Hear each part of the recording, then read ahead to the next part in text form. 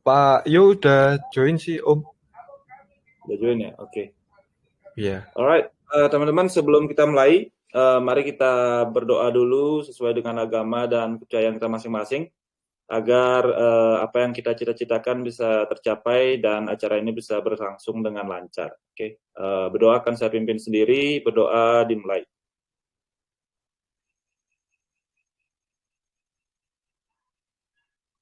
Doa selesai. Oke, Om Pradana, langsung aja. Mungkin bisa dimulai dengan presentasi. Nanti akan ada presentasi, habis itu akan ada sesi tanya jawab ya, teman-teman. Om Pradana, waktu dan kesempatan dipersilakan. Baik Om, terima kasih sudah dikasih kesempatan untuk ama kembali ya Om di Dex Capital. Iya. Kami sangat senang bekerja sama dengan Dex Capital untuk partnership-nya. Untuk detailnya nanti mungkin akan disampaikan oleh Pak Yo, detail proyeknya seperti apa. Ini langsung saja dengan Pak Yo, mungkin itu sih detailnya. Nanti akan disampaikan Pak Yo. Itu sih Pak. Oke, alright. Pak Yo, silakan mungkin bisa dibuka kameranya.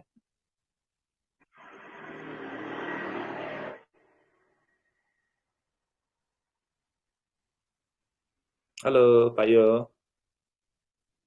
Mungkin sebagai intro aja ya Om. Ini kan sebenarnya proyeknya itu kan berdampak di lingkungan hidup.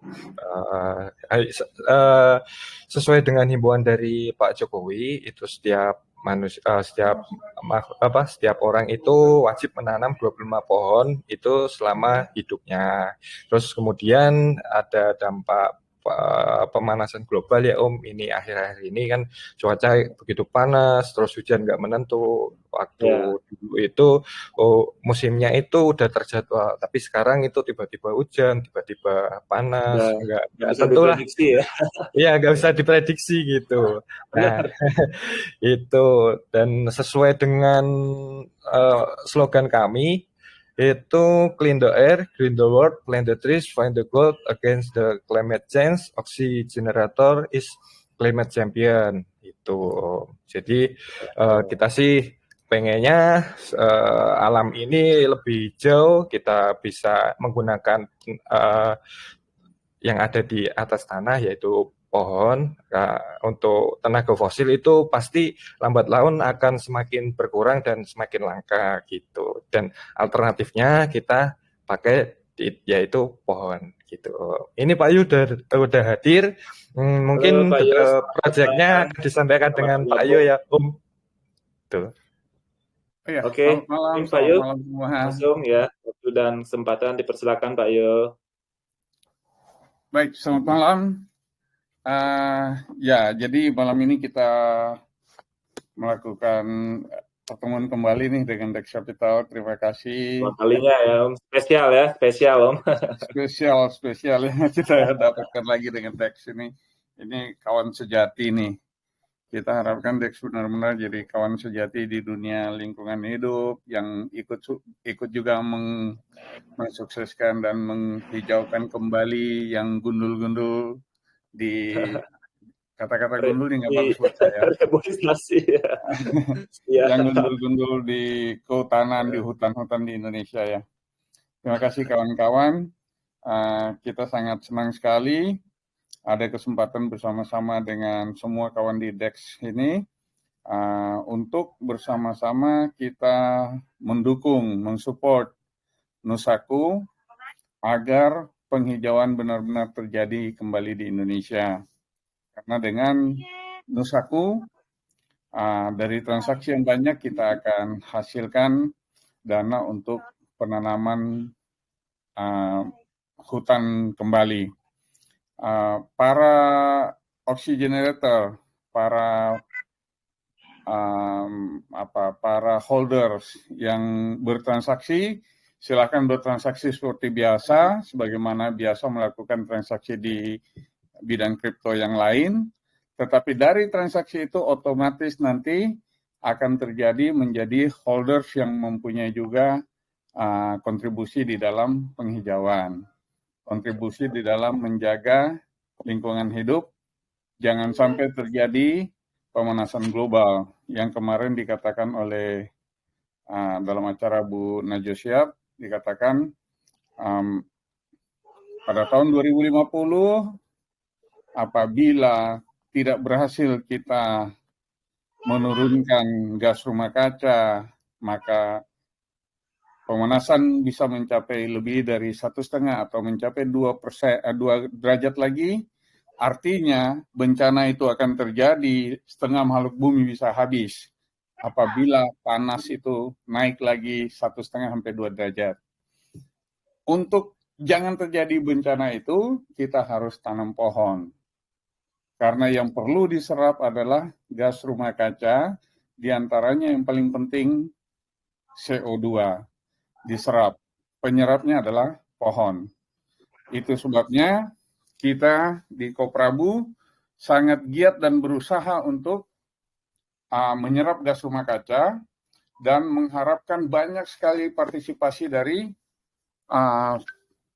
orang-orang Indonesia, warga bumi, untuk melakukan penyerapan ini. Cara termudah adalah mari kita berbisnis atau mari kita melakukan penyerapan sambil berbisnis. Berbisnis di kripto, menghasilkan duit seperti kita lakukan, kita bikin cuan seperti kripto-kripto yang lain, tapi pada saat yang sama kita menyelamatkan bumi. Bagi anak-anak muda pada saat ini yang berada di usia ini, milenial atau yang Gen Z ya, atau apa nih. Pokoknya kelompok anak-anak muda yang saat ini masih muda-muda, Anda ini yang akan merasakan tahun 2050. Kalau saya 2050 mungkin sudah tidak ada. Tapi 30 tahun lagi ketika 2050 itu, kalau penyerapan itu tidak terjadi, maka Anda ini yang akan menghadapi persoalan tahun 50 itu. Apakah Anda pada saat itu sudah bertanggung jawab, atau kita termasuk saya sudah bertanggung jawab ikut menyelamatkan bumi melalui penanaman pohon agar jangan terjadi pemanasan global ini yang meningkat panasnya. Karena pada saat itu Anda yang sekarang baru berusia 15 tahun, 20 tahun, 30 tahun lagi Anda berada di usia 45 tahun, 50, sedang melihat anaknya bertumbuh dewasa, anaknya mungkin menikah, sedang melihat cucu. Inilah orang-orang yang akan merasakan beban yang mungkin terjadi pada 2050 itu. Sekarang adalah tanggung jawab kita untuk mencegah bencana itu. Mari tanam pohon, mari berbisnis Nusaku. Berbisnis Nusaku, tanam pohon, selamatkan bumi. Kira-kira itu aja pesan saya untuk kawan-kawan semua saat ini. Terima kasih. Oke. Berarti intinya kalau nggak dari sekarang, kapan lagi begitu ya Pak Yo ya? Betul. Persiapkan ya. Jadi harus dimulai dari sekarang teman-teman ya. Penghijauan itu sangat penting sekali ya untuk membantu dalam melawan pemanasan global. Ya memang sih sekarang ini kan cuaca udah mulai nggak menentu ya, udah nggak terjadwal lagi seperti dulu. Betul Pak. Jadi sekarang ini yang namanya bencana karena pemanasan global, pencairan es di kutub utara meningkatkan permukaan air laut, menenggelamkan pulau, menenggelamkan pantai-pantai, terjadi longsor, terjadi perubahan cuaca, terjadi badai, terjadi bencana-bencana alam, itu semua adalah karena pemanasan global. Ini saya kira sudah ilmu yang sudah luas sekali dibicarakan. Mungkin di sekolah-sekolah, SD, SMP, SMA, kuliah, semua sudah mulai dibicarakan bahaya pemanasan global ini. Dan kita bisa melihat dengan nyata hal ini.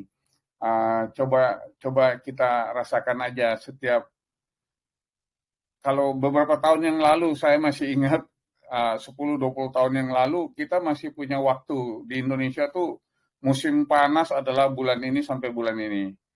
Biasanya kalau dibilang musim panas, hujan sama sekali tidak ada. Kemudian musim hujan itu selalu ada hujan. Sekarang di musim panas pun ada hujan, di musim hujan pun tidak ada selalu ada panas. Ketidakmenentuan ini tidak tentu ini adalah karena persoalan pemanasan global. Bencana seperti di NTT kemarin, La Nina menghancurkan NTT, itu hal yang tidak pernah terjadi. Biasanya La Nina itu menghancurkan wilayah Pasifik di daerah Filipina sana, sampai ke daerah Jepang. Tapi tahun kemarin, awal tahun ini malah menghancurkan sudah masuk sampai ke NTT. La Nina sampai begitu dahsyatnya mengamuk. La Nina tuh nama badai yang sangat besar ya, yang kemarin memporak-porandakan selama 8 jam situasi NTT, kota-kota di NTT itu tiba-tiba jadi gelap gulita semua karena listrik semua padam. Situasi sangat mengerikan ya, orang-orang yang tidak pernah merasakan sebelumnya tiba-tiba merasakan itu selama 8 jam. Ibu bapak bayangkan itu kondisi yang sangat, orang-orang itu merasa seperti ini mungkin kiamat gitu loh, karena semua pada tumbang amukan badai itu ya. Ada rumah yang malah keangkat, ada mobil tangki yang dipindahkan dari kondisi lagi parkir di pompa bensin bisa pindah sampai ke sungai, terbang ya, diangkat oleh angin dipindahkan. Karena badai La Nina itu seperti itu ganasnya. Itu semua terjadi kenapa? Karena pemanasan global yang merubah arah pergerakan angin dan dengan multiplier effect pemindahan yang tadinya secara rutin sepanjang tahun dia berada di lautan Pasifik sana, berada di wilayah Filipina sana, turun sampai ke daerah NTT. Ini semua kelihatan nyata ya, perubahan-perubahan iklim ini.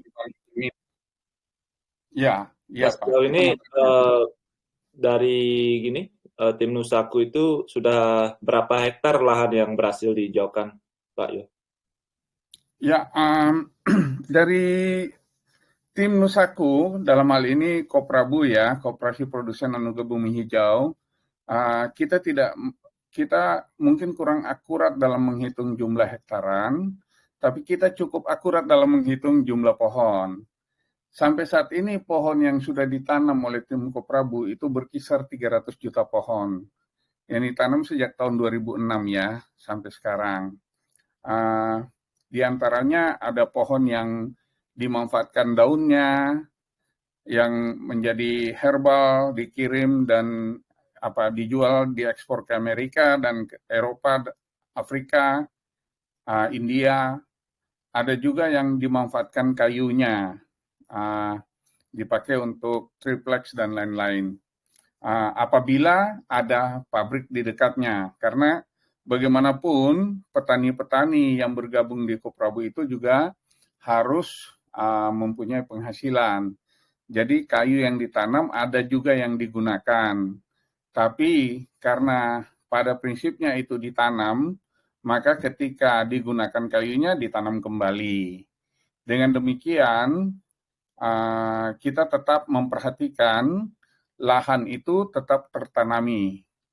Ini yang paling penting. Jangan sampai ada lahan yang terlantar yang sama sekali tidak tertanami. Kalau seperti itu, pertanyaannya tadi, sekitar 300 juta pohon yang sudah ditanami.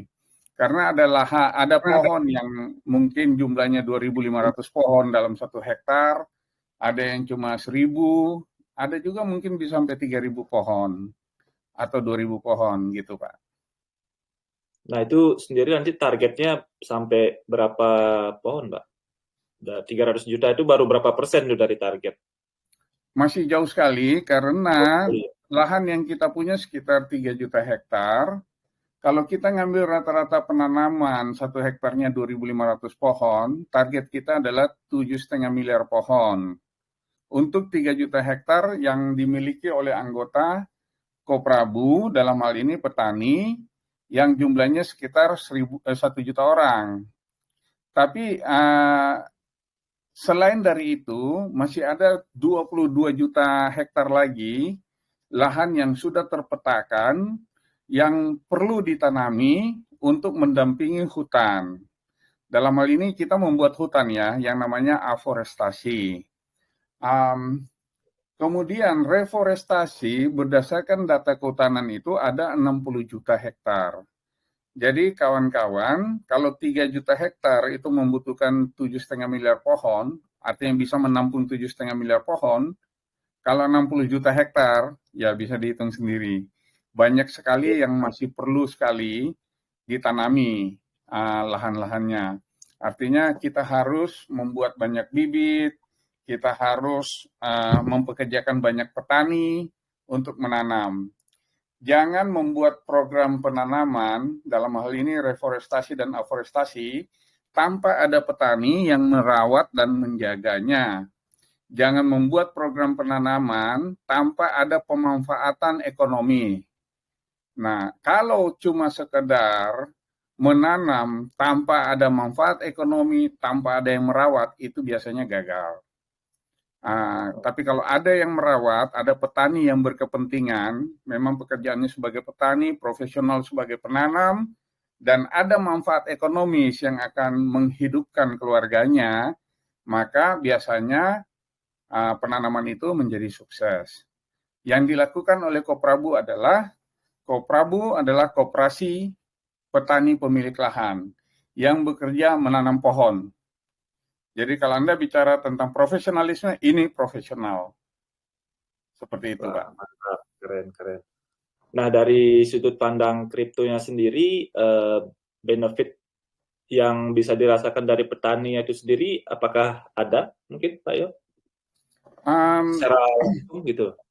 Begini. Apa secara langsung?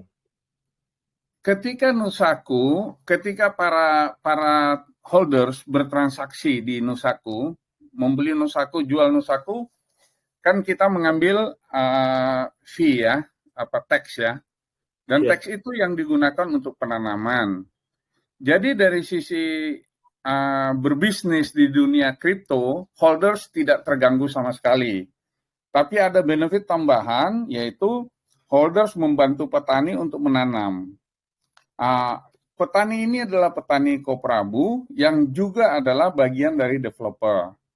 Sehingga pohon yang ditanami itu kita akan klaim salah satunya carbon credit, carbon tradingnya, karbonnya ya.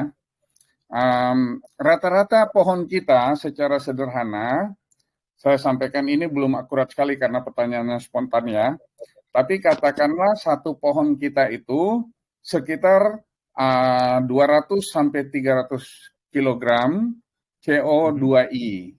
Satuannya CO2i ya. Jadi kalau 200 sampai 300 berarti 3 sampai 5 pohon itu adalah 1 ton. Nah, untuk perhitungan yang sederhana, 300 juta pohon berarti katakan 3 aja biar gampang dihitung, dibagi 3 berarti ada 100 juta ton CO2i yang bisa diklaim karbonnya. Nah, kalau itu dilakukan, karbon sekarang dalam pasar umum itu adalah $5. Berarti ada 500 juta dolar yang bisa diklaim. Dan ini sebenarnya milik dari 1 juta petani tersebut. Tetapi karena mereka adalah developer dan dibantu oleh trader di holder Nusaku, maka kita mempunyai komitmen untuk menggunakan dana, sebagian dari dana karbon ini untuk buyback pada Nusaku. Sehingga kita menjaga stabilitas harga Nusaku dengan menggunakan karbon kredit. Kira-kira begitu, Pak. Oke, makasih penjelasannya ya Pak Yo. Mungkin ada tambahan dari Om Pradana atau bisa saya buka sesi tanya jawab buat teman-teman mungkin? Kalau nggak ada tambahan lagi. Mungkin langsung di open pertanyaan aja Om, karena kan kita mau bagi-bagi hadiah juga gitu. Oke, iya. Gitu. Oke, langsung saja ya teman-teman. Untuk penanya pertama tadi ada siapa yang paling pertama tadi itu? Om Arianto itu tadi yang paling pertama mau bertanya itu tadi. Silakan dibuka mic-nya Om Arianto. Halo Om Arianto. Kalau enggak nih saya langsung lewatin nih ke Om Yohan. Om Yohan CW. Silakan Om. Siapa tuh Om Yohan CW? Om Mungkin saya Yohan. ikut. Oh, ini Bapak ya. Sorry.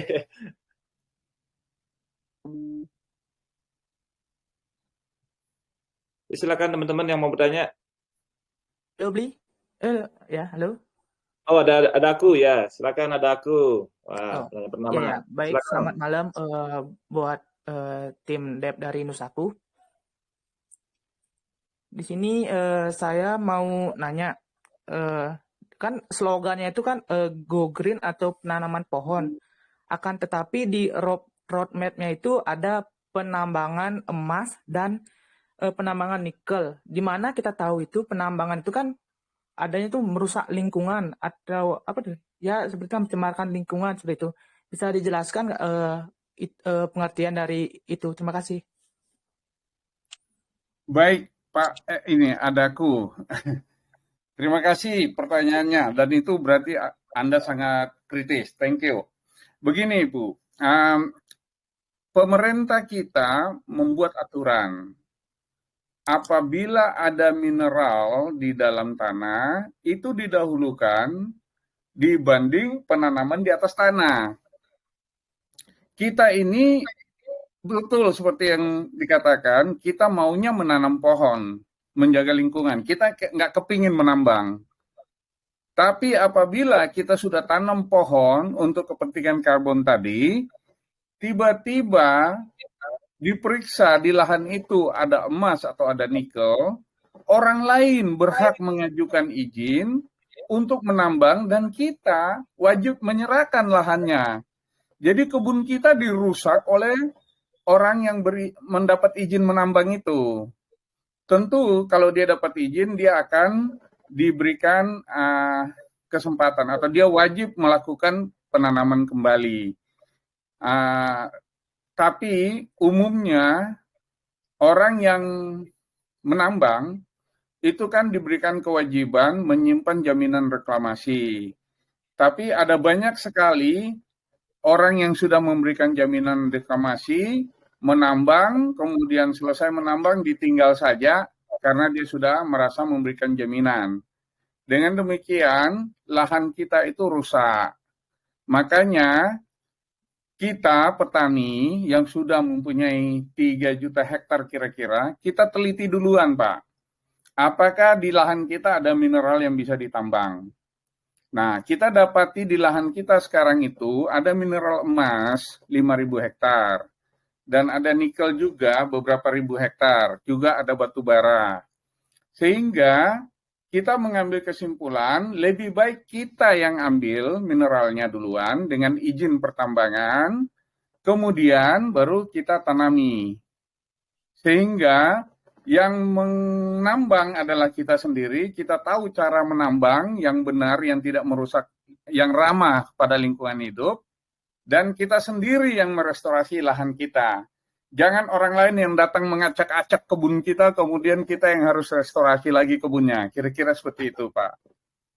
Oke, makasih Pak Yo. Oke, gimana ada kalau mengeksplor penambangan itu kan biasanya lama itu, Pak. Berarti kira-kira berapa tahun itu penambangannya, kan biar ada kepastian tuh bisa penanamannya itu seperti itu. Jadi begini Pak, kalau menambang dengan open pit, kita itu sudah mengukur dulu ada berapa banyak mineral yang ada di dalamnya. Seperti emas atau nikel, kita ukur dulu 5.000 hektar ini di dalamnya ada berapa banyak yang bisa diambil. Pengrusakannya berapa banyak, berapa tahun penambangannya, berapa luas yang ditambang duluan. Jadi berdasarkan perizinan selalu begitu, Pak. Kalau umpamanya untuk memulai, kita menambang dari 5.000 hektar, kita mulai 5 hektar dulu atau 2 hektar dulu. Kita memberikan jaminan reklamasi itu 2-5 hektar dulu, Bu, atau Bapak. Nah, setelah itu kita menambang. Setelah ditambang, kalau mau lebih detail ya, menambangnya itu kita ambil dulu topsoilnya, kita simpan. Kemudian kita tambang. Setelah tambang, mineralnya diambil. Setelah selesai, topsoilnya dikembalikan. Dikembalikan, kita tanam. Sambil membuka lahan berikutnya. Karena menambang itu tidak sekali buka langsung seluruhnya. Ini bukan golongan tambang yang sebesar Grasberg yang ada di Papua ya, yang ditambang oleh tambang raksasa oleh Freeport. Itu Freeport dulu milik orang, kita jangan ngomong, tapi sekarang milik Indonesia, boleh ngomong. Tidak sebesar itu. Tidak sebesar itu ya tambangnya. Tapi ini terukur, Pak. Jadi berapa hektar pertama? 2 hektar, 5 hektar, 10 hektar pertama itu terukur. Kita tambang dulu, kemudian itu bisa kita tanam kembali, kita tambang lagi berikutnya sampai selesai. By the way, kita punya 3 juta hektar yang kita akan tanami. Jadi yang 5.000 ini tidak terlalu signifikan ya kalau lebih lambat gitu loh. Oke, begitu ya. Ada aku, gimana bisa menjawab? Bisa kalau nanya lagi boleh nggak, Bli? Kasih dulu ya kesempatan buat teman-teman ya. Oke, jangan. Soalnya Oke, terima kasih. yang ngantri juga. Oke, makasih. Oke, next ada Om Edi Lim. Dipersilakan Om Edi, dibuka mic-nya. Yuk, selamat malam Pak Yo. Siap. Ya, tadinya saya berpikir Nusaku, saya udah beli sedikit di pre-sale yang pertama. Tadinya saya pikirkan saya akan beli lagi sampai maksimalnya di 1 BNB, tapi ternyata saya lihat kok kayaknya kurang berhasil ya pre-sale pertama ya. Jadi mungkin saya akan ikut pre-sale kedua mungkin ya.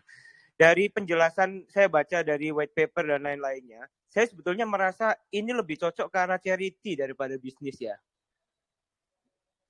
Kalau dari Pak Yo sendiri bagaimana Pak Yo? Begini Pak,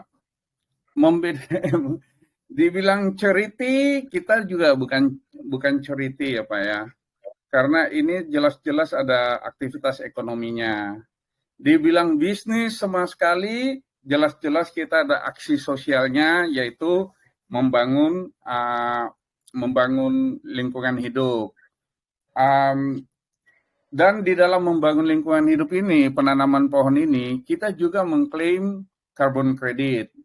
Carbon credit jelas menghasilkan dana, Pak. Dan dana itu kita pakai untuk mendukung harga Nusaku. Jadi kita akan gunakan dana itu, sebagian dana itu untuk melakukan buyback, Pak. Apabila diperlukan. Jadi gini, yang saya mau tanyakan kan, di white paper itu saya ada baca bahwa kita bisa membantu donasi untuk 150.000 ya kalau nggak salah untuk per pohon. Dan itu betul-betul donasi aja 150.000 untuk satu pohon, dan pohon itu adalah semua petani yang handle, ya kan? Terus kita punya 3 juta lahan nih yang mau ditanam untuk menghasilkan karbon, ya kan? Untuk menghasilkan apa namanya tax karbon lah atau apa itu namanya, saya kurang paham. Yang katanya bisa dijual lagi. Maksud saya gini, pohon yang ditanam itu pohon produksi atau pohon yang memang betul-betul pohon untuk forestry itu? Begini Pak, kalau untuk produksi pohon, otomatis kan hasil karbon yang ada itu kan nggak ada, ini baru besar sudah ditebang lagi kan? Atau bagaimana Pak Yo? Ya Pak Edi, ini kita bicara ada 3 juta hektar ya Pak ya. Di tempat tertentu di mana ada pabrik, kayu itu dibutuhkan, petani membutuhkan penghidupan tambahan. Jadi pohon yang ditanam dia tebang lagi untuk kayunya, untuk pemanfaatan kayu. Otomatis karbonnya tidak bisa diambil. Karena itu bukan pohon untuk karbon. Tapi pohon yang untuk karbon itu ditanam yang tidak dimanfaatkan kayunya, Pak. Tidak ada di situ pabrik. Nah, itu yang menjadi karbon, Pak. Ya, karena saya nggak lihat detailnya sih pohon apa yang akan ditanam di mana, berapa luasnya di masing-masing daerah, saya nggak ada lihat di web. Oh, siap.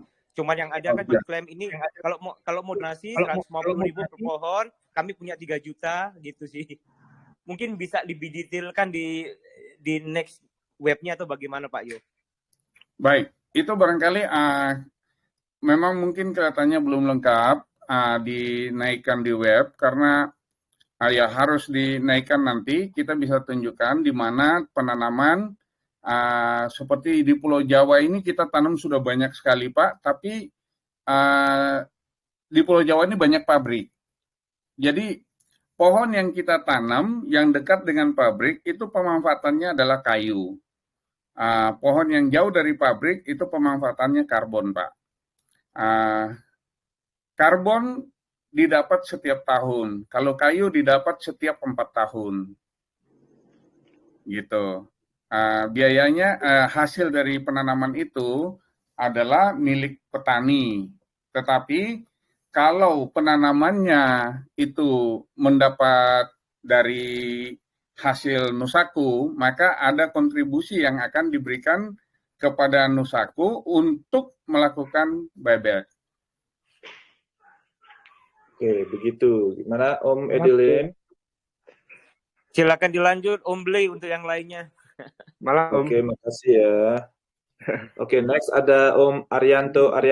Oke Om, mungkin sebelum bertanya bisa diperkenalkan dulu sama dari mana asalnya ya, Om Arianto? Iya, selamat malam. Nama saya Arianto dari Trenggalek, daerah Jawa Timur. Ini saya sangat tertarik ya sama proyeknya Nusaku ini karena sangat mulia proyeknya untuk menjaga lingkungan hidup, untuk menghindari bencana. Soalnya selama ini kan banyak sekali bencana ya. Siap, betul Pak Arianto. Ya, maksudnya pertanyaannya Om Arianto. Ini saya mau nanya ini ke arah proyeknya aja Pak ya. Ini kan tadi mulai audit sertik ya kalau nggak salah ya Nusaku ini. Baik, mungkin dijawab Pak Perdana. Sudah sampai mana, terus kira-kira selesainya tuh auditnya kapan gitu Pak. Terus di roadmap-nya kalau nggak salah ini listingnya nunggu dari sertik dulu Pak ya. Ya, makasih Pak. Udah. Mungkin bisa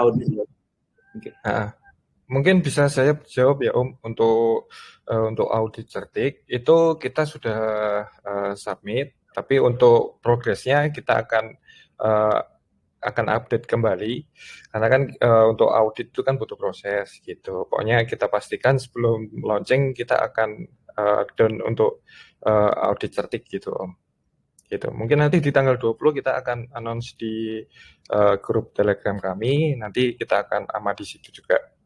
Itu Om update-nya. Oke, berarti akan diinfo lagi ya lebih lanjut ya tentang audit di sertik. Oke. Gimana Om Rianto? Bisa menjawab ya?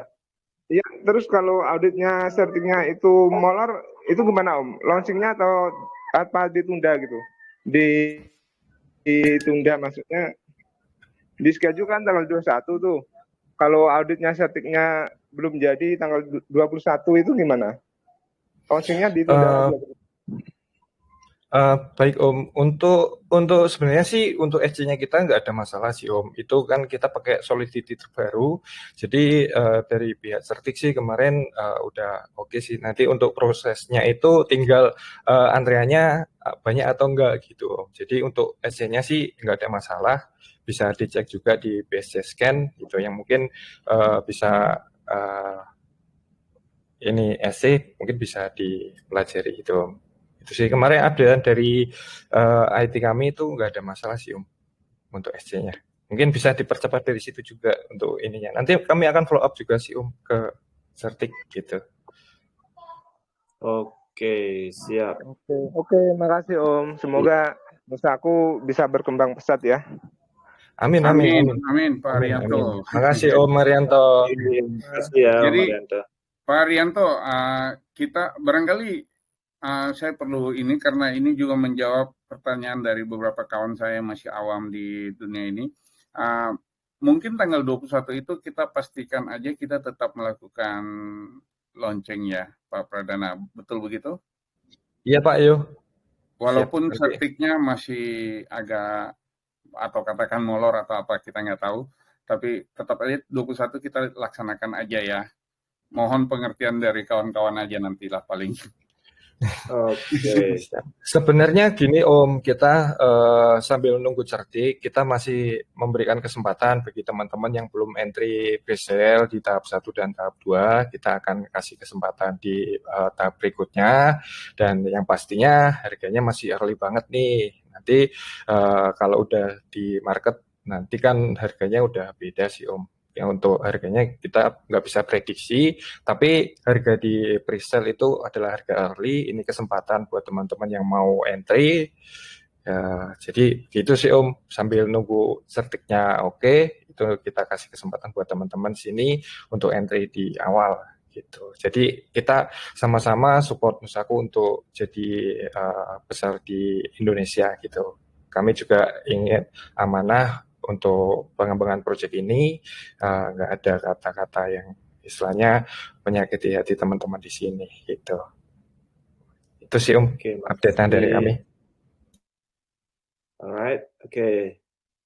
Bisa jawab ya Om Marianto. Oke, next ada Om Ahmad Rohimin. Oke, dipersilakan Om Ahmad, dibuka mic-nya. Silakan perkenalkan diri dan asalnya dari mana ya. Baik. Assalamualaikum warahmatullahi wabarakatuh. Nama saya Ahmad Rohimin Pak, saya dari Palembang. Saya ngelihatnya ini memang posisi untuk tujuannya baik untuk mengurangi panas global. Yang saya mau tanyakan, salah satu faktornya dari pemanasan global adalah hutan gundul, Pak. Banyak pohon-pohon yang ditebang. Nah, Bapak tadi kan tujuannya untuk menanam kembali. Nah, yang saya mau tanyakan, kan kata Bapak tadi ada misalkan ada di 10.000 hektar. Bahwa di 10.000 hektar itu nantinya kalau ada sumber daya alamnya, didahulukan sumber daya alamnya. Ya kan? Nah, misalkan di satu daerah, Pak, itu sumber daya alamnya lebih baik. Contoh kayak Kalimantan yang sumber daya batu baranya banyak. Semua pohon itu bakal ditebang. Berapa lama mereka produksi, itu kan memakan waktu.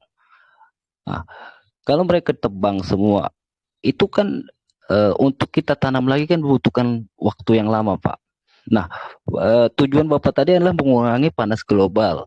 Nah, kalau memang itu nanti peraturan pemerintah masih menetapkan seperti itu, bagaimana kita mau cepat Pak untuk mengurangi panas global? Sementara peraturan pemerintah adalah untuk kalau ada sumber daya di daerah itu diutamakan seperti itu, Pak. Seperti itu pertanyaan saya, Pak. Siap, Pak Ahmad. Mari kita sama-sama menentang penambangan. Enggak lah, saya nggak berani melakukan promo seperti itu, provokasi seperti itu. Karena penambangan itu bagian yang tentu pemerintah kita sudah pikirkan, itu bagian dari ekonomi negara yang baik. Tapi dari sisi kita, Pak, sebagai orang lingkungan hidup, saya seorang rimbawan, terus terang saya lebih suka menanam pohon daripada menambang.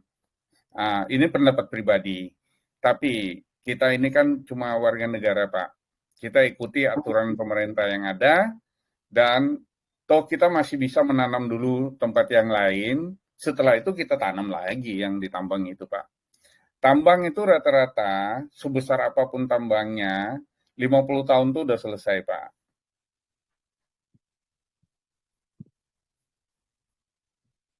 Jadi kalau Nusaku ini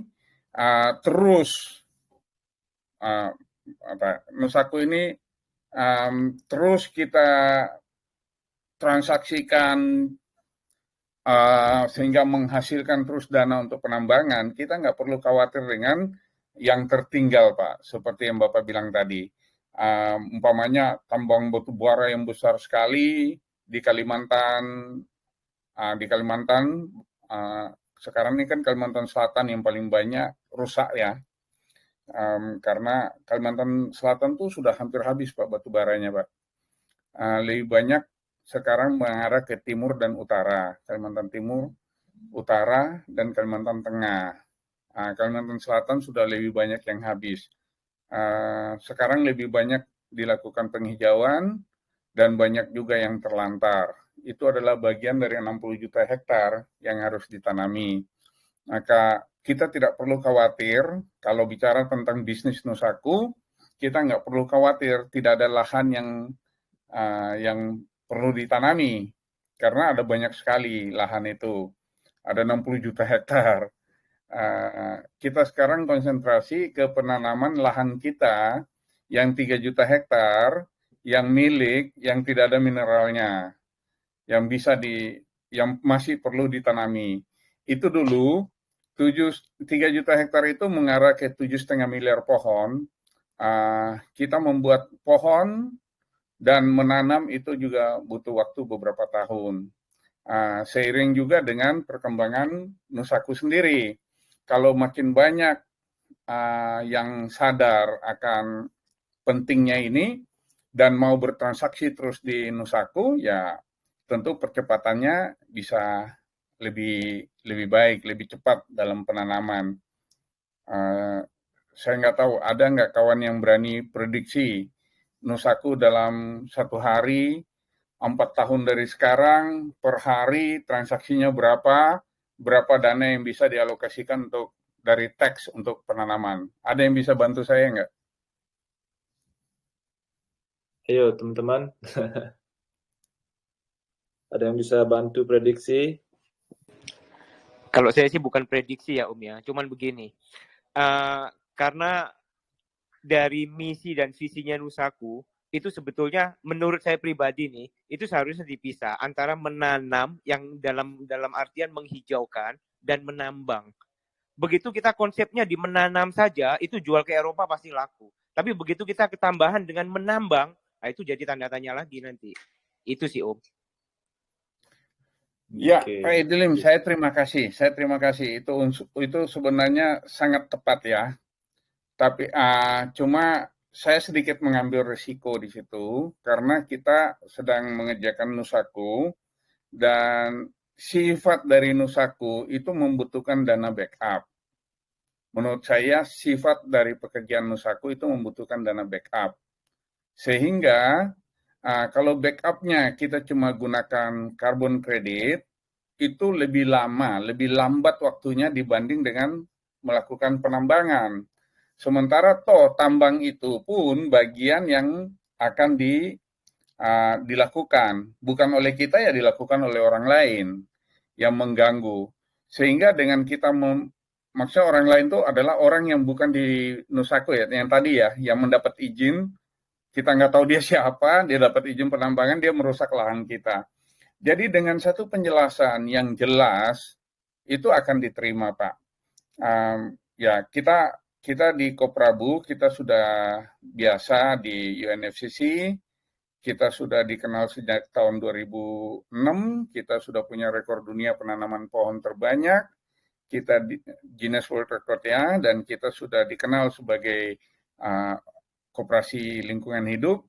Memang agak meresikokan diri sendiri dalam hal ini, tapi saya pikir dengan penjelasan yang baik, masih bisa diatasi persoalan itu Pak Edilim. Tapi kalau itu mengganggu, kita akan lebih baik mengumumkan tidak menambang. Karena itu cuma 5.000. Tapi 5.000 ini Pak Edilim, di dalamnya ada beberapa ton emas yang bisa kita keluarkan, dan itu menjadi backup. Kita tidak akan jual, kita simpan aja di Bank Indonesia untuk membackup Nusaku. Itu target kita Pak Edilim. Oke, berarti itu udah siap. Pak Yohan, boleh saya tambahin Pak? Siap. Dari total lahan yang Bapak punya, yang Bapak targetkan itu di mana? Sumatera, Jawa, Kalimantan, atau Sulawesi, Pak? Semua yang Bapak sebut ada. Kan ada yang memang urgent Pak, kayak kita lihat di TV, banjir masih di mana-mana ya kan. Nah, di antara wilayah-wilayah itu yang mana Bapak jadikan prioritas Pak? Saat ini yang terkonsentrasi ya Pak, kalau Bapak bicara Koprabu dengan lahan yang paling terkonsentrasi itu ada di Kalimantan dan Sulawesi Pak. Tapi di Aceh juga kita ada, di Sulawesi, di Sumatera Barat juga ada, Jambi, Sumatera Barat, Palembang juga ada. Jadi kita memang akan melihat yang mana yang sudah terdata dengan baik. Karena uang dari Nusaku ini Pak, uang dari hasil tax ini kan pertanggungjawabannya kan harus sangat transparan dan baik. Jadi sekarang ini data yang kita miliki semua masih data manual. Itu sebabnya juga kita sedang membangun data untuk yang lebih automation ya, yang bisa dimasukkan ke blockchain. Seperti itu Pak Edilim. Jadi kalau konsentrasinya kemana, tentu kita akan melihat di mana yang anggota Koprabunya lebih membutuhkan. Dalam hal ini Bapak sendiri tahu Kalimantan banyak sekali yang rusak lahannya, Sulawesi Tenggara, Sulawesi Tengah yang dirusak oleh nikel itu sangat banyak. Banjir yang sudah terjadi di Sulawesi Tenggara, Sulawesi Tengah itu sangat memberikan perhatian. Terus di Pulau Jawa sendiri juga banyak sekali banjir, bencana-bencana yang terjadi. Ini semua menjadi perhatian Pak. Sementara itu yang membutuhkan ini sangat banyak Pak. Prioritasnya cukup tinggi. Sementara transaksi yang kita harapkan dari Nusaku ini kan masih harus mulai dari kecil kan, tidak mungkin langsung besar Pak. Jadi ya saya pikir bulan pertama barangkali kita masih nanam ribuan pohon. Kalau baru ribuan ya mau nggak mau kita mungkin di Pulau Jawa dulu yang lebih mudah diberikan pertanggungjawabannya. Contohnya umpama kita lakukan di yang kita bilang di klaster Mandaraka. Mandaraka klaster ini kan kita bikinnya di daerah Yogyakarta Pak. Mandaraka Green Zone namanya. Mungkin itu karena apa? Lebih mudah untuk kita tunjukkan pertanggungjawabannya. Kemudian yang kedua itu ada di kita bilang titik puspa academic zone. Ini kita memberikan nama-nama yang apa? Nama-nama ini bukan kita mintakan dari mereka sumbangan ya Pak ya. Tapi kita mau mengabadikan beberapa nama yang punya jasa menurut Koprabu terhadap lingkungan hidup. Di Kendari, di Sulawesi Tenggara, dekat Kendari itu, kita punya satu klaster namanya Titik Puspa Academic Zone. Kita memilih nama Titik Puspa karena yang titik ini seorang yang punya semangat juga di dunia lingkungan. Footprint yang dia buat adalah ketika dia usia 60 tahun, dia menanam 60 pohon di Monas. Sekarang beliau berusia 85 tahun atau 86. Jadi 25 tahun yang lalu, mungkin sebagian dari kawan-kawan di sini belum lahir, beliau udah nanam pohon di Monas. Mungkin bagian dari pohon yang dia tanam 60 pohon itu barangkali yang ditebang juga oleh, saya nggak tahu lah, ada yang sakit sekali saya dengar ditebang pohon di Monas itu. Tapi kawan-kawan ini adalah satu footprint. Jadi saya mau abadikan nama beliau sebagai orang yang memberikan contoh yang baik. Di usia 60 tahun dia nanam 60 pohon. Nah, kita juga bikin Mandaraka Green Zone di seputar Yogyakarta. Dari Gunung Kidul sampai apa tuh namanya? Aduh, saya agak lupa namanya. Itu satu green zone. Kita buat, kenapa kita pakai nama Mandaraka? Karena Mandaraka ini adalah pendiri dari Kerajaan Mataram. Leluhurnya Kerajaan Yogyakarta sekarang. Mandaraka itu pernah menyatakan, hijaukanlah Mataram. dalam salah berarti satu penataannya. Jadi dari Pulau Jawa ya, Pak ya. Ya. Dimulainya dari Pulau Jawa gitu ya. Jadi kita akan memulai dari Mandaraka dan Titik Puspa Academic Zone ini. Kalau kita mulai ini kan masih kecil Pak ya. Jadi yang paling mudah kita pertanggungjawabkan. Ya, yang paling mudah. Oke, jadi saya rasa begitu ya, Om Ahmad. Satu lagi Pak, satu lagi Mas Putu, satu aja. Pak, tadi kan Bapak menerangkan hasil karbon itu bisa dicapai 1 tahun Pak ya, kalau pohonnya 4 tahun, betul ya Pak ya? Ya, pohon karbon itu tahunan, didapatnya tahunan Pak. Kalau karbon, kalau pohon itu setiap 4 tahun.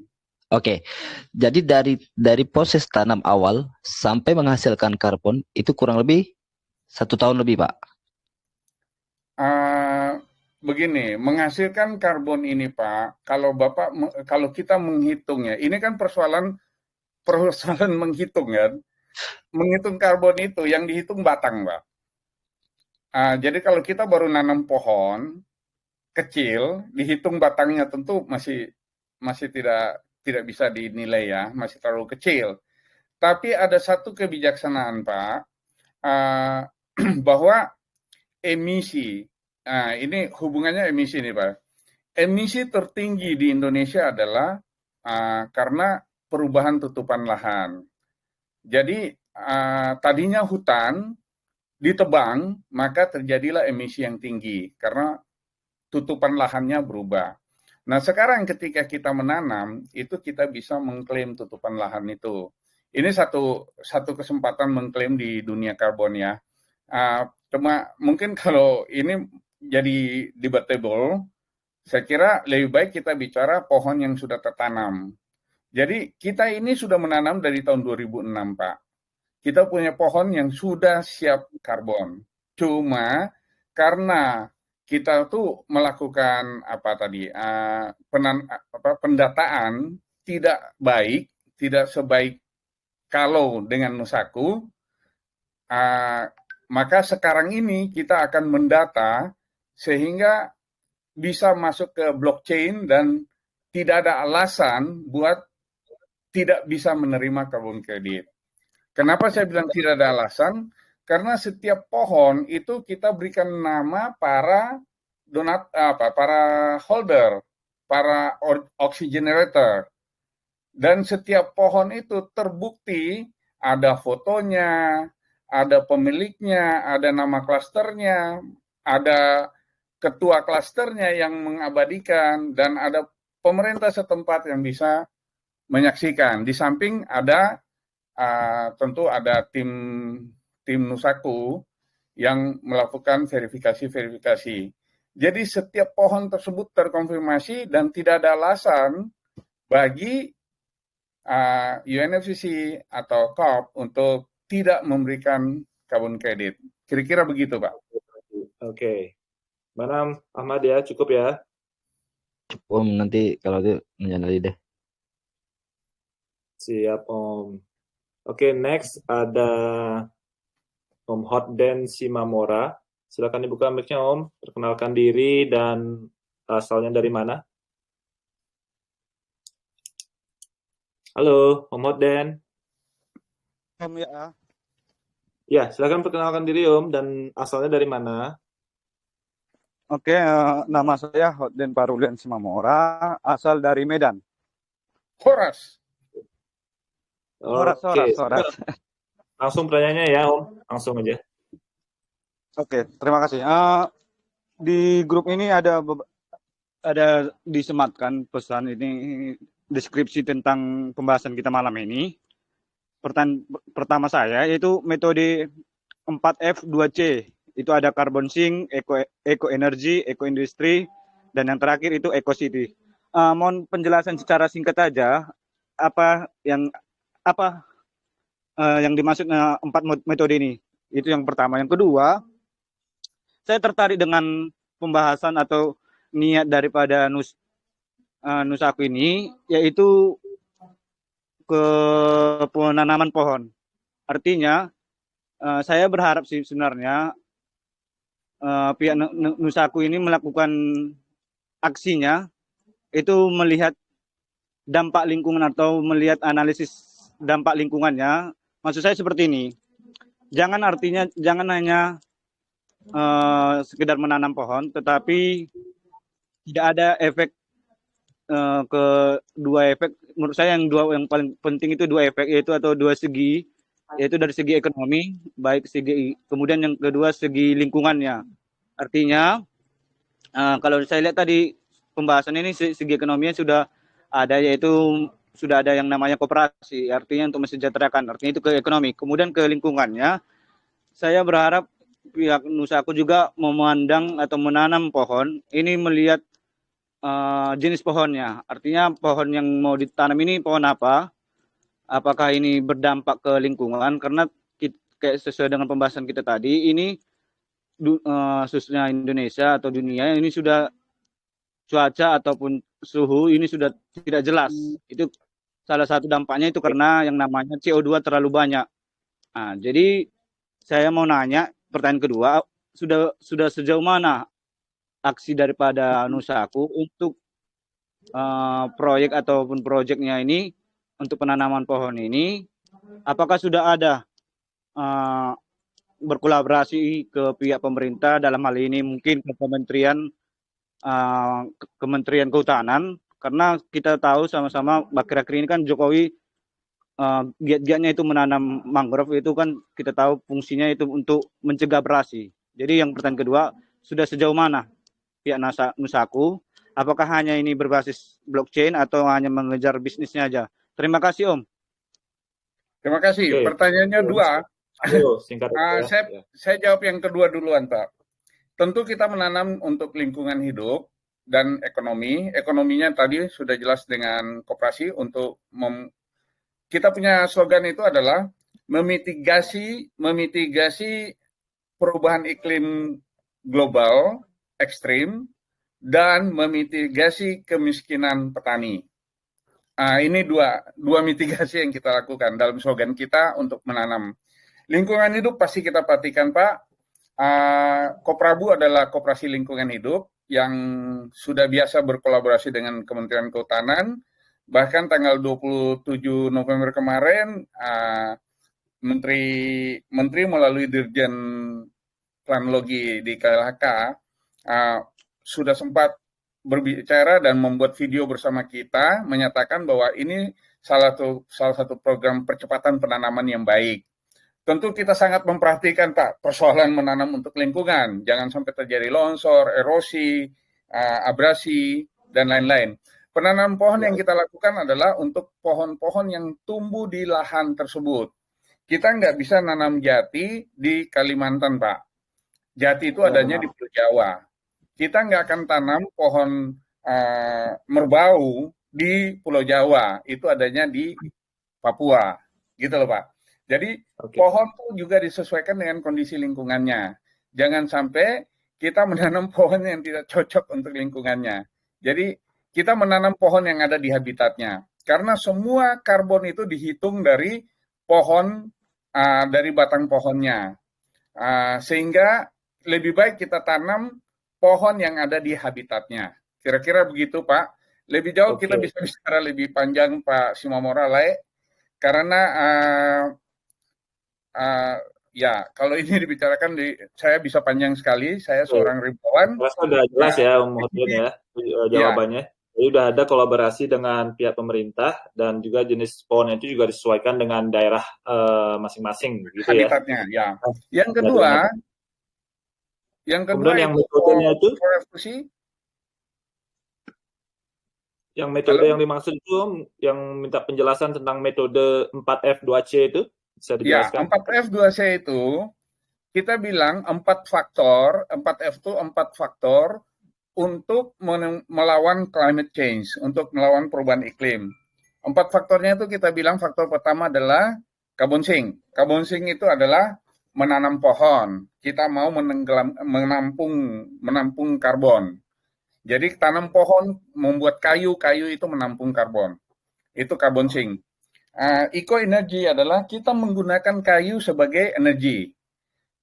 Seperti slogan kita bilang berhenti menggunakan kayu yang umurnya 1 juta tahun berada di dalam tanah. Itu adalah batu bara, Pak. Tapi gunakanlah kayu yang umurnya 4 tahun berada di permukaan tanah untuk energi. Ini sama-sama cuma menggunakan kayu. Yang berbeda tuh cuma panasnya. Yang bawah tuh panasnya agak lebih tinggi dengan yang atas. Tapi kalau yang atas ditanam dan renewable, tentu kita bisa seimbangkan volumenya. Dan itu akan memperbaiki juga bumi, tidak merusak ekosistem tanah yang ada di bawah kebun. Dan yang di atas kebun ini pun, karena kita tanami terus renewable, maka energinya terus terbarukan. Itu yang kita bilang eco energy, kita bikin pembangkit listrik, umpamanya, tanpa menggunakan batu bara, tapi menggunakan biomasa. Ini kawan-kawan, eco energy ini kita mempromosikan biomasa. Biomasa dari apa? Dari penanaman pohon yang renewable. 4 tahun kita panen, kita gunakan sebagai bahan bakar. Jadi saya beberapa kali bukan mau menyinggung, tapi mungkin bagi yang awam, ada yang mengatakan bisa membuat pembangkit listrik dari sampah. Saya katakan itu provokasi. Sebenarnya bukan membuat pembangkit listrik dengan membakar sampah, tapi yang tepat itu memusnahkan sampah, ada panasnya dimanfaatkan gitu. Karena kalau membuat pembangkit listrik dari sampah, itu agak aneh. Sampah itu kan jumlahnya tidak bisa diatur, Pak. Sedangkan listrik harus diatur. Dan harus terjamin volumenya. Jadi yang bisa diatur dengan jaminan volume itu adalah penanaman pohon itu. Kalau kita punya 3 juta hektar, kita tanam 1 hektarnya, dalam 4 tahun bisa menghasilkan antara 700 sampai 1000 ton, maka kita bisa ukur, Pak. Per hektar itu per tahun antara 150 ton atau 200 ton per tahun kita bisa, per hektar kita bisa jadikan bahan bakar pembangkit listrik biomasa. Secara sederhana 200 ton itu adalah bisa membakar 1 jam dari pembangkit 200 megawatt. Dengan hitungan 1 ton, 1 jam, 1 megawatt. Jadi kalau kita punya 200 ton per tahun dalam 1 hektar, maka 1 hektar itu bisa membakar 200 megawatt hour atau 200.000 kilowatt. Ya, 200 megawatt sama dengan 200.000 kilowatt. Jadi kalau 200.000 kilowatt itu dianggap Rp1.000 1 kilowatt, maka itu adalah 200 juta rupiah. Jadi nilai dari 1 hektar lahan yang ditanam untuk eco energy itu bisa mencapai 200 juta rupiah. Kira-kira secara kasar, secara spontan angkanya seperti itu, Pak. Nah, dibanding dengan penanaman yang lain, seperti umpamanya, mohon maaf bukan mendiskreditkan tim sawit, sawit itu kan menghasilkan 1 hektar sekitar 2.000 sampai 5.000 dolar atau sampai 10.000 dolar sekarang ada yang canggih per hektar CPO. Jadi kalau sawit menghasilkan 2.000 dolar sampai 10.000 dolar, katakan 10.000 dolar itu dikali 15.000 adalah sekitar 150 juta. Tapi ada juga yang cuma 2.000 kali 15.000 adalah 30 juta rupiah. Berbanding energi itu bisa mencapai 200 juta rupiah. Jadi menanam pohon itu sebenarnya mempunyai nilai yang baik, yang kita golongkan di dalam eco energy itu, Pak. Nah, kalau kita mempunyai energi yang baik, massal, besar, kita bisa mempunyai tempat industri, Pak. Nah, di lahan industri itu kalau kita pasang energi 100 megawatt, kita pakai biomasa. Biomasa kita harganya kita ngatur sendiri. Karena menanam pohon itu murah, Pak. Kita bisa aja, memang nilai ekonomisnya mungkin 200 juta 1 hektar. Tapi bisa saja karena itu hasil dari penanaman pohon yang bibitnya cuma katakan 1.000-2.000 rupiah dikali 2.000 pohon, itu kan cuma modal 2 juta 3 juta rupiah per hektar. Dengan labornya cuma setelah dihitung semuanya paling-paling sekitar 30 $30 per ton hasilnya. Jadi kalau kita bicara harga dari listrik yang dihasilkan, itu kita bisa di bawah 4 sen dolar. Sementara sekarang ini industri berada di angka 20 sen dolar, atau rumah tangga bisa di angka 12 sen dolar. Kalau kita mempunyai energi yang murah, lahan yang murah, maka kita bisa menciptakan satu eko-industri, daerah industri yang ramah lingkungan dengan harga yang lebih murah. Kita bisa mengundang industrialis datang berproduksi di sana, menghasilkan ekonomi yang baik. Dengan demikian, kalau konsep kita seperti itu, kita bisa menciptakan satu kota tempat semua orang ini tinggal yang mempunyai penghasilan sangat baik dari orang-orang yang berkegiatan di situ. Itu kira-kira, Pak, konsep saya rasa sudah cukup jelas ya. Ini juga banyak teman-teman yang mau bertanya. Next ada Mbak Rihana. Silakan Mbak Rihana, perkenalkan diri dan asalnya dari mana? Halo, saya Rihana dari Kalimantan Tengah sekarang. Iya, ini mau nanya, kalau untuk legalitasnya sendiri, apakah sudah ada? Juga ini, halo? Ya. Sama juga ini hubungannya dengan penanaman dengan blockchain seperti apa proses kerjanya. Terus kalau ada buyback itu di burn atau dijual lagi gitu. Baik, saya jawab bagian yang legalitas, kemudian sisanya Pak Pradana tolong ya. Jadi legalitasnya Pak, Ibu, kita sudah Nusaku ini dibuat oleh PT Green Gold Arta Buana. PT Green Gold Arta Buana sudah terdaftar dan mempunyai izin-izin yang bisa digunakan untuk membuat kripto yang ada di Indonesia. Tentu belum terlalu tegas karena izin itu belum tegas, tapi yang bisa kita udah punya perizinannya, Bu. Itu kira-kira legalitas yang kita sampaikan. Ya. Oke. Terus dengan hubungan dengan blockchain-nya itu gimana? Yang kedua, pertanyaan kedua, itu buyback atau di burn? Kita tidak akan melakukan burn. Itu karena kita punya koin tidak banyak, jumlahnya cuma 77.777.777. Kita tidak akan melakukan burn. Oke, gimana Mbak Riana? Saya menjawab, apa ada tanggapan? Yang lainnya tolong dijawab Pak Pradana barangkali. Apa sih namanya? Maksud saya tadi kan kalau untuk buyback-nya itu apakah di burn, apakah dijual lagi gitu ininya koinnya itu? Kan ada buyback tuh. Apakah buyback itu langsung di burn? Apakah dijual lagi untuk apa tuh, untuk pendanaan misalkan petani atau gimana gitu? Itu apakah di burn, apa mau di keep gitu ya istilahnya ya? Itu maksudnya.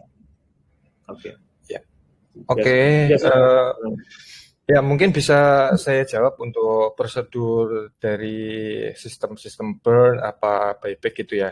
Nah, untuk di roadmap itu ada di white paper itu ada di mana tax free dari jual itu 10%, yang 5% itu untuk penanaman pohon dan itu nanti dialokasikan ke holder juga. Jadi kita ada program itu adopsi pohon dari setiap bulan itu kita akan adakan kuota untuk adopsi pohon dari transaksi per orang itu 150.000 itu bisa adopsi pohon. Nanti kita akan holder itu akan mendapatkan sertifikat digital. Jadi di mana adopsi pohon nanti dapat juga sertifikat digitalnya itu. Jadi sebenarnya Koprabu dengan Nusako itu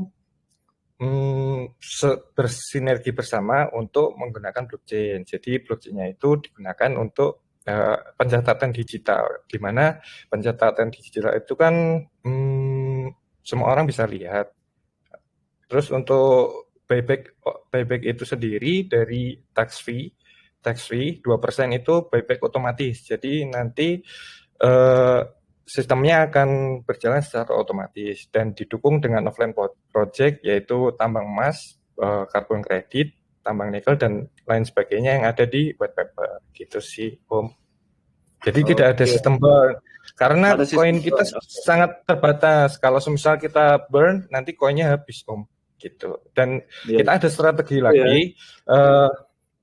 Kita ada strategi lagi di bulan setelah launching, kita akan bagikan supply yang bisa diperjualbelikan itu 2,5% dari 20%. Jadi nanti 8 bulan itu setiap bulan 2,5% yang bisa didapatkan di market gitu.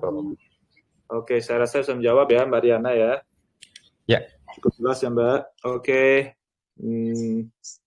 Selanjutnya ini ada dari Ajeng Pinan, silakan dibuka mix-nya, perkenalkan diri dan asalnya dari mana. Halo, Ajeng Pinan, silakan. Kalau enggak, langsung ini saya skip ke Eli Satria. Silakan Eli Satria. Eli Satria, silakan dibuka mic-nya. Kalau enggak, ini saya skip lagi. Berikutnya ada ini Crypto Ninja. Halo. Oke, siapa ini? Eli Satria. Oke, Eli Satria udah bisa. Oke, Eli Satria. Hilang sebentar. Oke, perkenalkan diri dan asalnya dari mana ya? Nama saya Eli, saya dari Sumatera. Jadi saya mau nanya tentang rencana Nusaku kira-kira untuk 5 tahun ke depan. Terus target apa yang ingin dicapai dalam jangka pendek, maksudnya tahun 2022 ini, kira-kira nanti apa yang mau dicapai?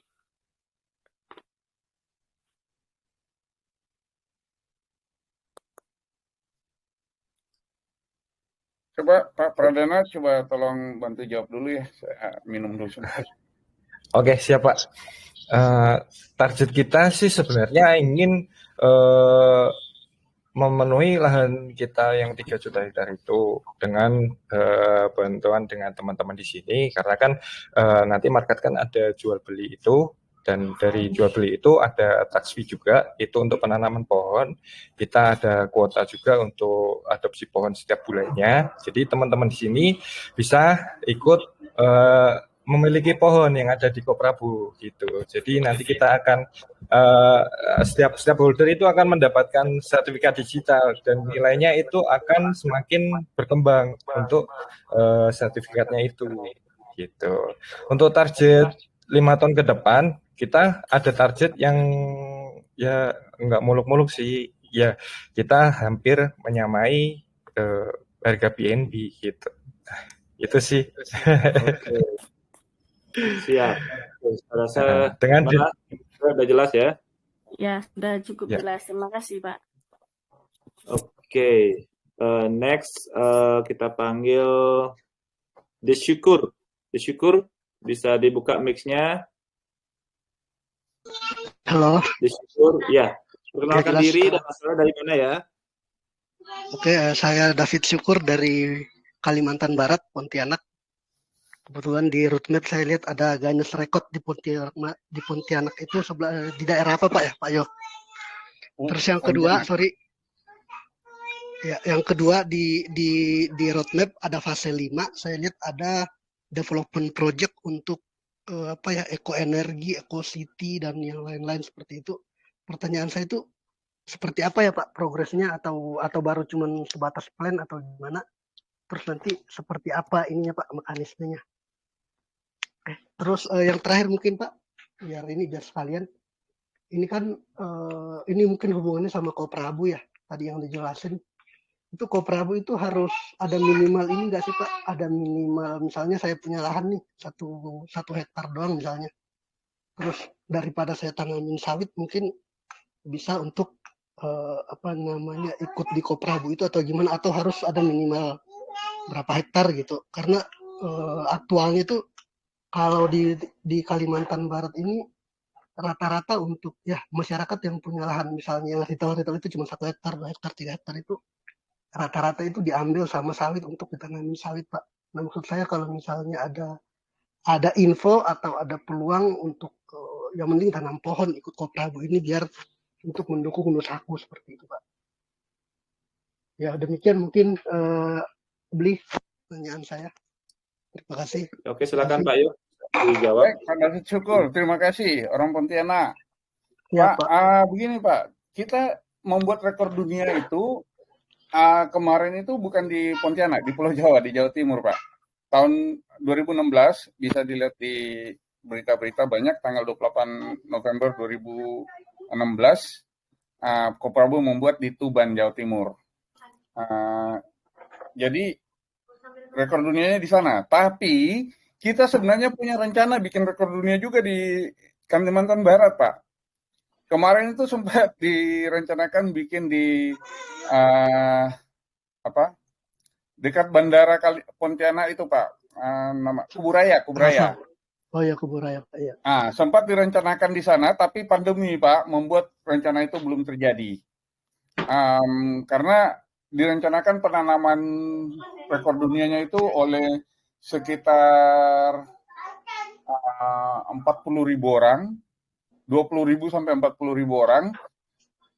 Itu tuh pengumpulan orang yang terlalu banyak dan pandemi tidak mengizinkan. Oh, iya. Gitu, soalnya di roadmap ada di mention di situ Pak.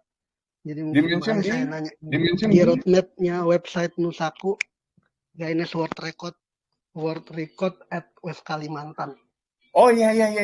Jadi itu memang kita rencanakan Pak di Kuburaya. Kalau orang Kalimantan baru roadmap ya, sorry. Dalam roadmapnya itu kita rencanakan penanaman di Kuburaya Pak. Untuk rekor dunia. Jadi kita lagi menunggu masa pandemi aja. Karena kalau sudah diizinkan kita akan segera menyusun itu. Kira-kira begitu Pak. Tentang jumlah lahan 1 hektar 2 hektar itu tidak ada masalah. Cuma 100 meter 1000 meter juga boleh Pak. Silakan bergabung aja dengan Koprabu setempat. Bapak ada di mana, Bapak kontak aja. Di Kalimantan Barat cukup banyak Koprabunya Pak. Kalau Bapak nanti mau kontak, kira-kira Bapak berada di posisi mana, bisa dicek Koprabu mana Bapak bisa bergabung. Di cabang yang mana gitu Pak. Sudah jelas ya, bersyukur ya.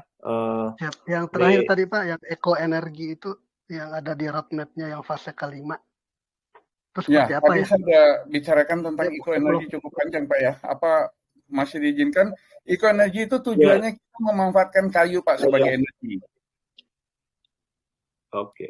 Oke gitu ya Om, bersyukur ya. Ini masih banyak ada yang mau bertanya soalnya teman-teman. Pak, makasih Pak. Oke, ini langsung ini ada siapa? Ada tukang cuci piring, wah ini keren namanya. Oke, langsung tukang cuci piring. Mic-nya dibuka, perkenalkan diri dan asalnya dari mana ya? Perkenalkan nama saya Yogi, asal Cirebon. Malam Dep. Langsung Om, langsung tanyanya ya. Ya, ini Nusaku kan proyeknya penghijauan atau lingkungan. Di dunia kripto itu bukan yang pertama kali nih penghijauan atau lingkungan tuh. Apa bedanya dengan yang proyek yang lain? Kedua, Nusaku kan menanam pohon. Gimana cara untuk mengatasi sebagai kayak pencuri pohon, penebangan kayu liar? Itu gimana caranya? Oke, langsung singkat. Silakan Pak Yo. Baik Pak.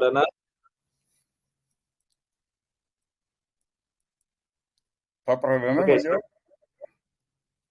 lanjut Pak Yo, itu teknisnya sama Pak Yo. Pak, begini Pak, Nusaku itu proyek penanaman pohon, lingkungan hidup. Beberapa cryptocurrency dalam negeri maupun luar negeri sudah ada yang membicarakan tentang lingkungan hidup. Tapi saya karena kurang mengerti apa yang mereka lakukan, saya tidak bisa berkomentar perbedaannya seperti apa. Tapi tolong Bapak melihat apa yang dikerjakan oleh Nusaku. Sangat sederhana. Kami hanya berpengalaman menanam pohon dari tahun 2006, sudah punya rekor dunia menanam pohon terbanyak. Jadi kami cuma tahu bagaimana caranya menanam pohon sebanyak-banyaknya dengan mengajak sebanyak-banyaknya holder di Nusaku untuk ikut menanam pohon. Dan kami tanam pohon di lahan petani anggota koperasi sendiri. Jadi di koperasi kami memang pekerjaannya adalah tanam pohon. Jadi kita mau mengatakan kepada seluruh orang di Indonesia maupun di dunia bahwa kami adalah koperasi yang mengerti bagaimana tanam pohon supaya pohon itu tumbuh dan berhasil. Seperti itu kira-kira Pak. Nah, tentang pemotongan hutan, pencurian kayu yang terjadi, kalau di daerah itu ada Koprabu yang menanam pohon, kami itu berada di sekitar hutan yang kita tanami, ya kita ikut menjaga hutan tersebut. Jangan dipotong.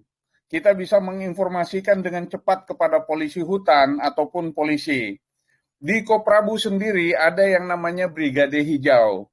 Brigade Hijau itu adalah anak-anak muda Koprabu yang tugasnya menjaga kepentingan petani-petani Koprabu menanam pohon. Jangan sampai dicuri, jangan sampai ditebang secara ilegal.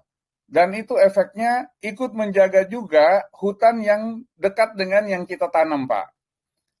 Kita punya komunikasi langsung dengan kehutanan. Saya punya komunikasi langsung dengan pihak polisi hutan. Kita bisa langsung melaporkan atau menjadi peringatan dini kepada kemungkinan terjadinya kebakaran dan lain-lain. Jadi kita namakan diri kita Brigade Hijau atau Green Defender ya.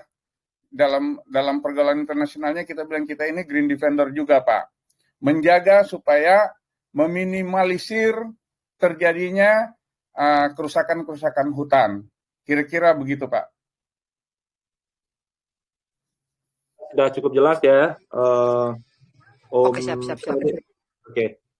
Oke, next ada siapa nih? Om Firman. Firman, silakan buka mic-nya. Perkenalkan diri, asalnya dari mana? Oke, selamat malam Pak Yohan, Mas Pradana. Malam Om. Kabari. Alhamdulillah Om. Lalu ya Mas Pradana ya, DM saya Mas Pradana. Jadi gini. Iya, siap. Sebenarnya untuk koin yang basisnya ini nature kayak gini kan memang sudah banyak ya. Cryptocurrency yang basisnya nature kayak gini ya. Saya sendiri punya satu grup komunitas di cryptocurrency dan kita memang sebenarnya lagi fokusnya di metaverse sama NFT. Makanya pas Mas Pradana DM saya agak menarik juga nih gitu kan, kita keluar jalur gitu kan. Nah ini ada beberapa yang mau saya tanyakan, ini teknisnya kepada Mas Pradana ya, karena ini menyangkut dengan sistematika dari si cryptocurrency ini sendiri.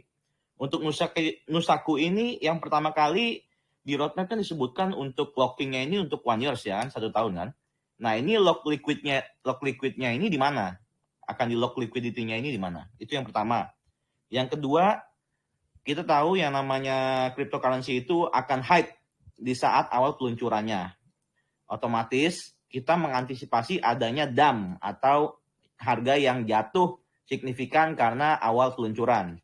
Apakah Nusaku ini menerapkan sistem anti-whales? Jadi diterapkanlah sistem yang namanya net buying dan net selling. Jadi nggak sembarangan orang yang punya dana gede kemudian beli banyak, kemudian dia jual semua token dia dan harganya dump di awal peluncuran. Itu yang kita hindari. Pertanyaan yang ketiga dan ini sangat penting menurut saya. Dua aja ya. Dua aja ya? Waduh, sayang sekali ya. Oke. Silakan, ayo. Ya, mungkin mungkin untuk launching dulu ya Om.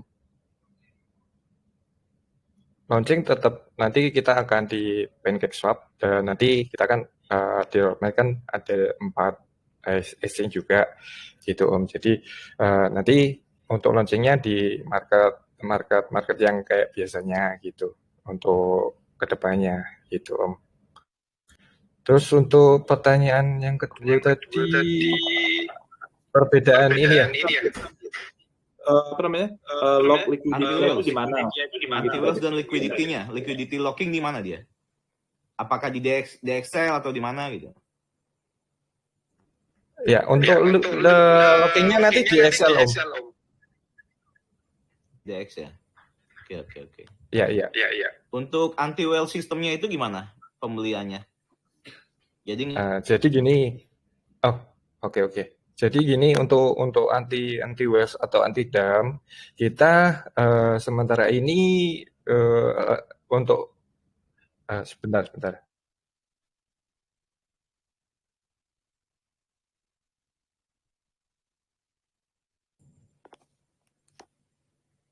Halo. Iya Mas. Iya Om. Oke Om, sorry. Untuk anti damnya atau anti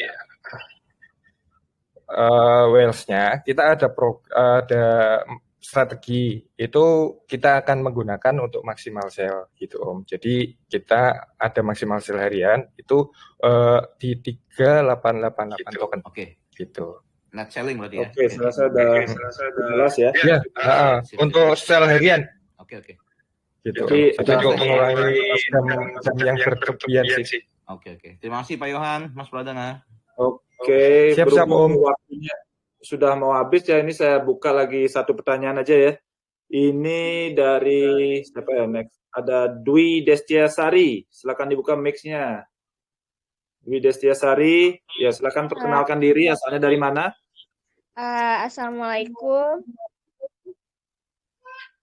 Nama saya Dwi Destiasari dari Palembang. Oke, langsung aja dengan pertanyaannya ya. Iya. Silakan langsung dengan pertanyaannya, Pak Dwi. Jadi saya lihat tokenomic Nusaku ini nggak ada reflection untuk holder ya Pak. Jadi apakah nantinya Nusaku akan membuat planning ke depannya staking untuk holder? Terima kasih. Baik, mungkin akan saya jawab.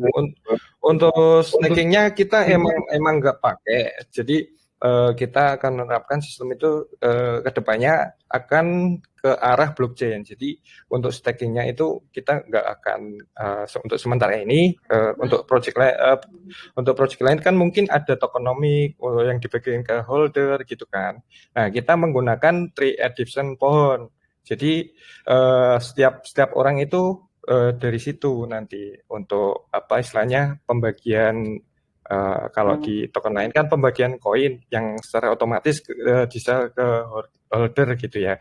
Kita akan menggunakan program yang berbeda. Itu nanti kita akan menggunakan tree addition pohon di mana nanti setiap holder itu akan mendapatkan sertifikat digital gitu. Jadi nanti untuk sertifikat digital itu isinya itu penanamnya siapa, adopsinya siapa, lokasinya di mana, koordinatnya di mana, terus ada RT RW-nya gitu sih.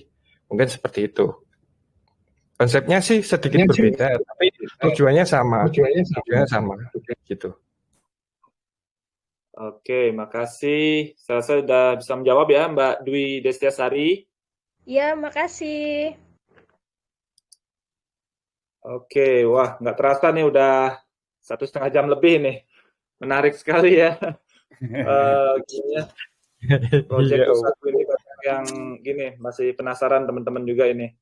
Mungkin kalau teman-teman masih ada banyak yang punya pertanyaan, mungkin bisa dilanjut. Habis ini ada sesi bebas gitu ya, ngobrol-ngobrol santai gitu. Mungkin kalau ada yang masih mau bertanya, mungkin kalau dari tim Nusaku masih ada yang bisa masih tetap di voice chat, mungkin masih bisa bantu buat menjawab rasa penasaran teman-teman kita di sini ya, mungkin ya, apa-apa ya. Soalnya ini mau kita upload juga, jadi waktunya itu harus harus dipasin gitu, biar nggak terlalu lama buat di YouTube kita. Gitu. Ya, Om. Oke.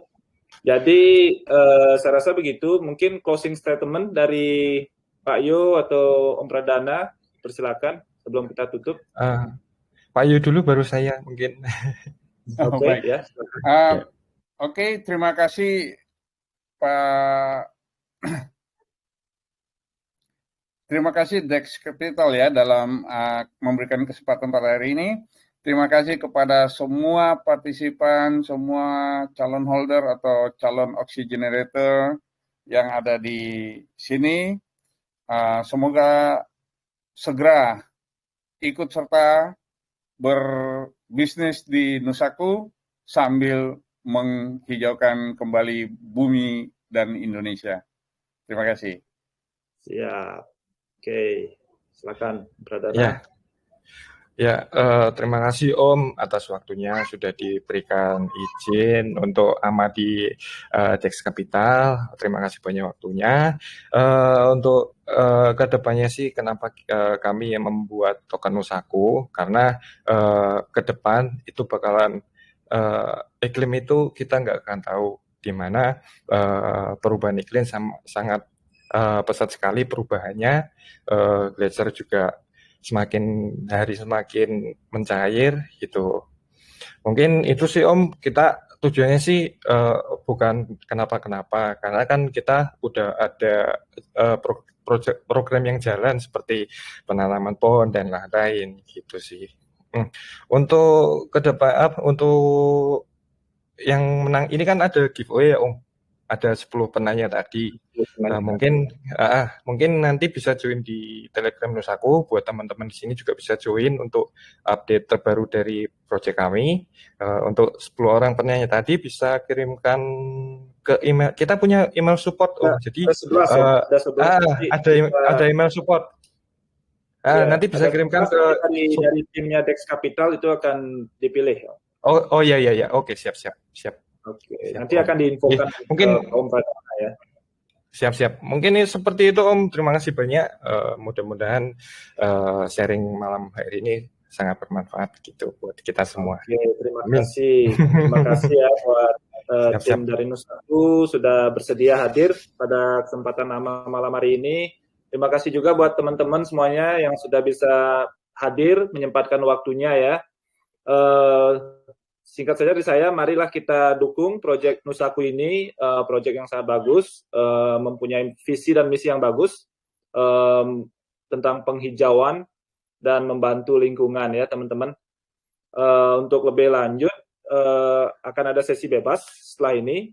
Kalau masih ada pertanyaan dari tim Nusaku, mungkin akan ada yang masih stay di sini untuk membantu teman-teman menjawab pertanyaan dari teman-teman. Oke, demikian dari saya. Dengan ini sesi AMA pada malam hari ini akan saya tutup. Terima kasih teman-teman semuanya. Terima kasih tim Nusaku. Terima kasih. Bang Putu. Terima kasih banyak. Terima kasih teman-teman.